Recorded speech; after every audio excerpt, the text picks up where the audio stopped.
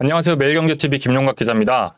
최근 주식시장이 반등을 하는가 싶더니 다시 하락하는 움직임을 보이고 있습니다. 이 바닥을 찍고 반등을 하는 건지 아니면 일시적인 반등인 데드캣 바운스였는지 혼란이 가중되고 있습니다. 그래서 오늘은 증권업계에 무려 40년을 몸담은 분을 모셨습니다. 신성호 전 IBK투자증권 대표님 모셨습니다. 대표님 안녕하세요. 네, 안녕하세요.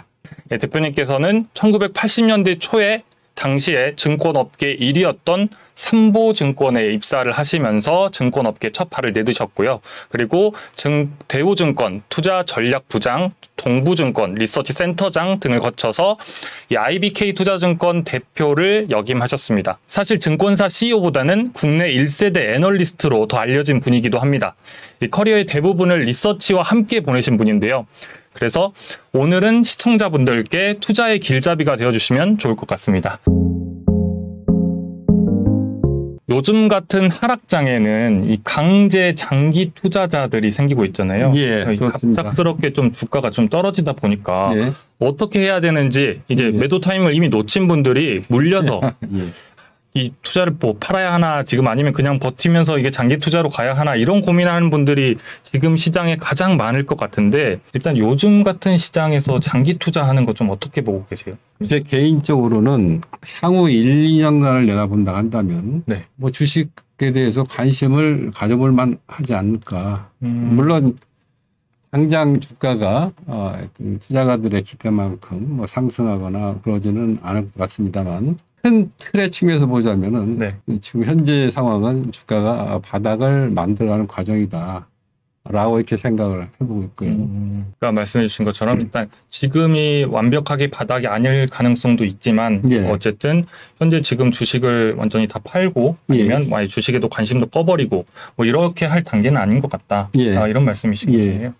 근데 이제 지금 상황뿐만 아니라 사실 주식 투자를 하시는 분들의 대부분이 예. 가지고 있는 고민 중에 하나이기도 하고 예. 가장 정석적으로 많이 듣는 말 중에 하나가 예.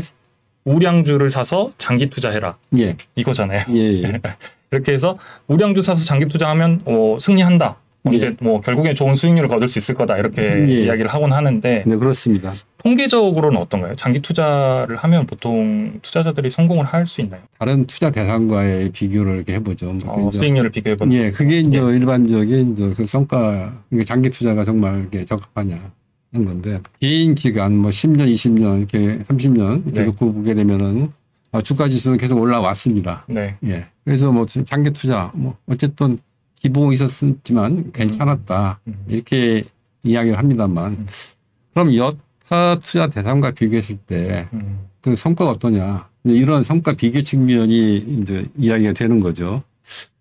그런 측면에서 보게 되면 사실 이제 여의치가 좀 많습니다.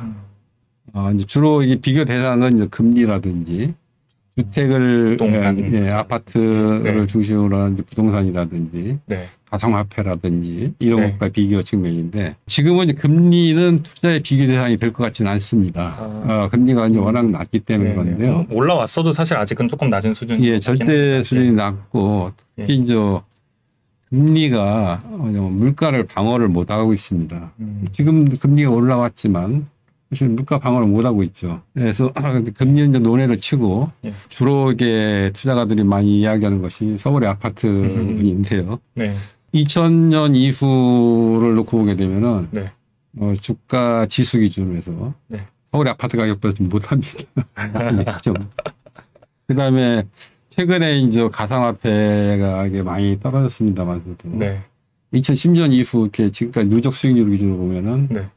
비트코인 같은 경우 2010년에 뭐 10센트였습니다. 네. 근데 이제 뭐 많이 지금 떨어지면서도 뭐 2만 불이 넘으니까 그렇죠. 예, 뭐 주가 비교 대상이 아니죠. 예. 뭐 비교할. 예. 특히 종목 단위라든지 네. 산업 단위로 보게 되면 더더욱 좀 애매한 부분이 많습니다. 그러면 더 떨어지는 경우들이. 예, 그러니까 종합 주가 지수를 하회하는 종목이 상회하는 좀 훨씬 더 많을 것 같고요. 그다음에 산업 단위로 보면은 뭐 좀 굉장히 여의치 않죠. 예를 들자면은 건설업 지수 같은 경우가 1980년 1월 4일 100이었습니다. 네. 근데 지금 현재도 100이 안 되고 있어요. 그러니까 이런 부분에 보게 되면은 사실 주식이 장기 투자에 있어서 참 애매한 부분이 많습니다. 그러나 이렇게 주가의 경우에 있어서 보게 되면은 단기적, 특히 이제 상승할 때 보면 1, 2년 사이에 그 수익이 엄청나죠. 네.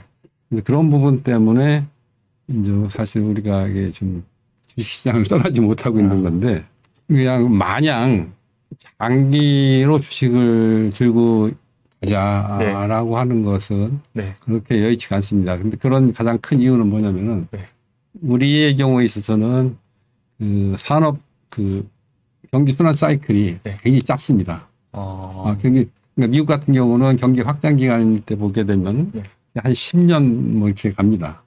근데 우리는 잘 가야 뭐, 30개월이고요.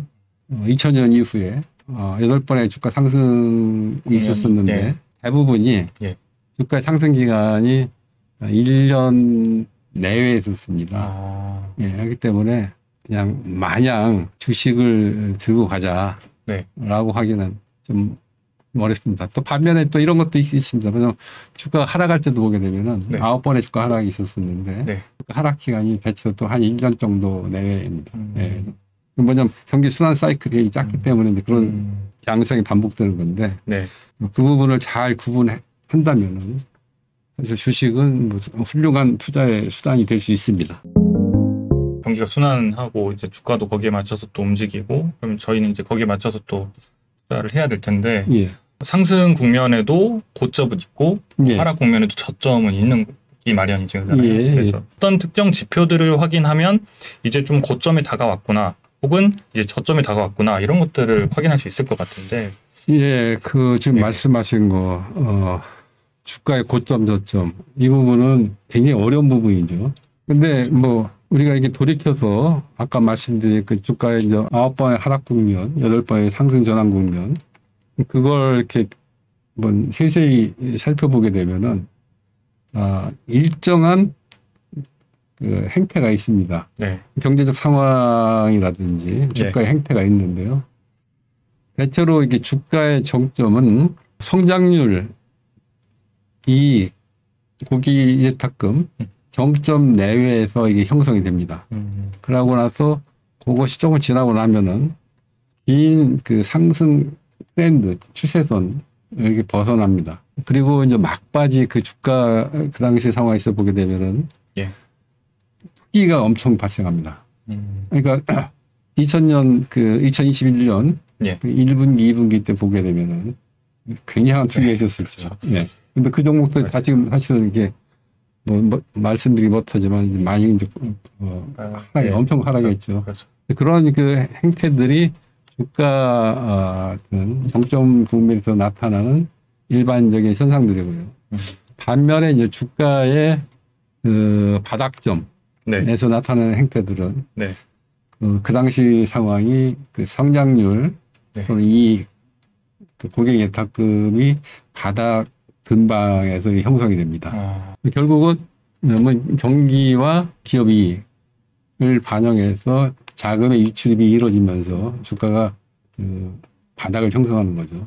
이제 그 과정에서 보게 되면은 또 결국 주가가 기술적 측면에서 보게 되면 장기 하락 트렌드를 이렇게 벗어납니다. 또 그때 이제 매매 행태 기준을 보게 되면은 뭐 이렇게 그 밸류에이션, 가치주 뭐 이런 쪽을 이제 많이 얘기를 하죠. 이런 행태들이 이제 주가 바닥 국면에서 나타나는 행태들입니다. 이런 부분들을 이렇게 잘 살피면은 주가의 정저점, 그러니까 그걸 정확하게 집어낼 수는 없지만 그 상황을 대처할 수 있습니다. 그리고 제가 말씀드린 이 다섯 부분은 우리가 이렇게 수학으로 말하자면은 기초 공식 같은 부분입니다. 근데 지금 보게 되면은 그런 부분들에 대해서는 전혀 생각을 하지 않고 있습니다. 참 그게 안타까운 게 그냥 남의 얘기가 좋다 하더라. 뭐 이런 얘기만 듣고서 하는데 그러다 보니까 계속 지금 많이 물려있는 이런 상황이 그래서 제가 좀 더 한 번 더 말씀드리고 싶은 것은 뭐냐면은 제가 말씀드린 이 다섯 부분을 뭐 본인의 그 자산을 관리하는 PB한테 집요하게 질문을 해야 됩니다. 성장률 바닥이 언제쯤 될 것 같으냐. 지금 현재 상황 기준으로 보자면은 그러니까 정말로 기업 이익이 숫자적으로 늘어날 것 같다. 아니면 적어도 기업 이익이 더 이상 악화되지 않을 것 같다. 라고 하는 부분에 대한 그 심증적, 그러니까 합리적 그 자료를 얻어야 되는 거죠. 그런 부분들을 집요하게 질문을 하고 거기에 대해서 합리적인 답변이라고 한다면은 거기에 반응을 보여도 괜찮습니다.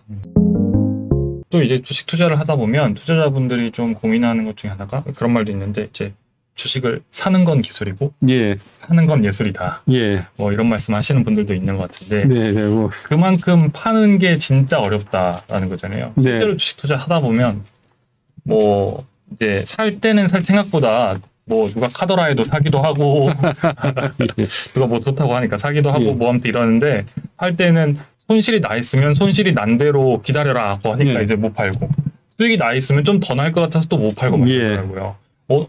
어떻게 좀 팔아야 좀 잘 팔 수 있을까요?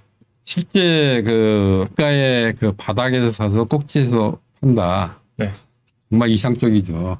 근데 그건 불가능합니다. 그러니까 주가가 꼭지에서 파는 거, 그것은 정말 잘해도 10주 이상 넘어갈 수가 없습니다. 말씀하신 것처럼 사실 이제 그 대표님께서 최근에 신간을 책을 하나 쓰셨잖아요. 예. 이제 책에도 그런 말씀이 있던데 이 고점에서 팔려고 해도 팔지 못하는 것 중에 하나가 고점에는 진짜 꼭지에는 사실 거래량 자체가 예, 없습니다. 별로 없다 예. 이런 말씀도 해주셨더라고요. 근데 실제로 그 고점에서 파는 굉장히 소수인 예. 거잖아요. 예. 그냥 잠깐 찍고 내려오는 예. 거기 때문에 그렇다 보니까 사실 사람들이 그런 욕심은 진짜 버려야 될 것 같기는 해요. 예, 그러니까 주식 투자는 이것만 있습니다. 살 거냐, 팔 거냐. 그러니까 큰 흐름의 틀이 지금 사는 타임이다. 네. 파는 타이밍이다. 네. 그 부분만 있지. 네. 그걸 기가 막히게 내가 바닥에 사서 네. 꼭지에 판다. 그리고 사고 해서 더 수익을 내겠다. 어려운 일인데요. 그래서 제가 말씀드리고자 하는 것은 뭐냐면 시장 전체 이익, 네. 그다음에 성장률, 네. 어떤 고객의 탁금 이런 부분이 정점에 와 있다라고 싶으면은 일단 주식을 파는 게 좋습니다. 그런 경우에 있어서는 그러면 주가가 기술적 측면에서 보게 되면은 추세선 상단을 이렇게 뚫고 가나 상단에 이렇게 접하는 경우가 많습니다. 네. 대부분이 그렇습니다. 네. 그러니까 2021년 1월달 상황도 똑같은데요. 그런 상황이 도래하면은 현재 자기가 이렇게 정말 목표로 했던 가격에 도달하지 않았다 하더라도 주식을 조금씩 정리하는 것이 좋습니다.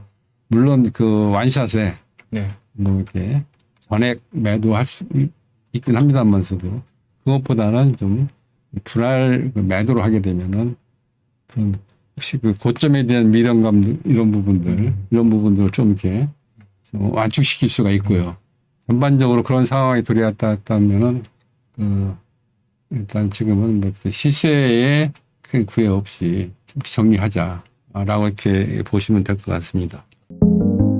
주가에 영향을 미치는 요소들에 대해서 이제 또 말씀을 주셨는데, 네. 그러니까 뭐 주가의 수준을 좀 확인할 수 있는 지표들에 대해서. 예. 근데 최근에 이제 금리에 대한 이야기도 사실 나오고 있거든요. 예, 예. 이제 뭐 오늘 녹화일을 예. 기준으로 보면 이번 주 목요일에도 사실 예. 한국은행 예. 금융통화위원회가 있어요. 예. 아마 0.25%포인트를 올리지 않을까 싶기는 한데 예. 금리가 이렇게 계속 올라가는 게 투자자들이 좀 많이 고려를 해야 될 부분일까요? 금리는 네. 주가를 결정하는 요인이 아니 주가의 방향을 결정하는 요인은 아닙니다. 주가의 등락 진폭과 관련된 사안입니다. 금리가 떨어진다 하더라도 네. 기업 이익이 줄면은 주가는 상승하지 못합니다. 반면에 금리가 올라간다 하더라도 네. 이익이 늘어나면 주가는 올라갑니다. 예를 들자면 2003년부터 2005년 사이에 네. 대부분 금리 많이 올랐습니다. 근데 주가가 계속 올랐습니다. 반면에 2011년에서 2016년 사이 네. 금리가 거의 반토막 났습니다. 그때 초저금리 이야기가 계속 나오죠. 그때, 예. 근데 당시 예. 주가는 정체해 있었습니다. 그 당시 기업 이익이 줄진 않았지만서도 정체했기 때문에 그렇게 금리가 반토막 됐음에도 불구하고 네. 주가가 거기 못 올라갔죠. 금리에 그럼 역할이 아무것도 없느냐 이렇게 얘기할 수 있겠지만 그게 아닙니다. 왜냐하면 기업 이익이 늘어날 때 금리는 주가 상승폭을 대폭 증폭시킵니다. 예를 들자면은 2020년의 경우입니다. 그 당시 기업 이익 수준은 2018년, 17년보다 이게 적었습니다. 그러나 주가는 엄청 폭등을 했죠. 주된 이유는 그 네. 당시 이익이 증가할 때 금리가 낮았기 때문에 이익의 증가폭 이상으로 주가를 끌어올리는 그런 역할을 했던 거죠. 그래서 금리의 주된 역할은 이익이 증가할 때 주가를 폭증시키는 그러한 부분입니다. 이익의 방향과는 뭐 그렇게 큰 구애받지 않습니다. 그래서 주가가 올라갈 거냐 떨어질 거냐 그 부분과에 관해서 이야기할 때는 네. 늘 기업 이익 중심으로 이야기를 해야 됩니다. 그런데 그런 부분들이 사실 지금 보게 되면은 많이 간과되고 있죠. 그런 부분들이 제 개인적으로는 지금 안타깝습니다. 그래서 대부분의 경우 앞서 말씀드린 것처럼 뭐 금리와 관계없이 이익의 방향에 따라서 주가는 이렇게 등락했습니다.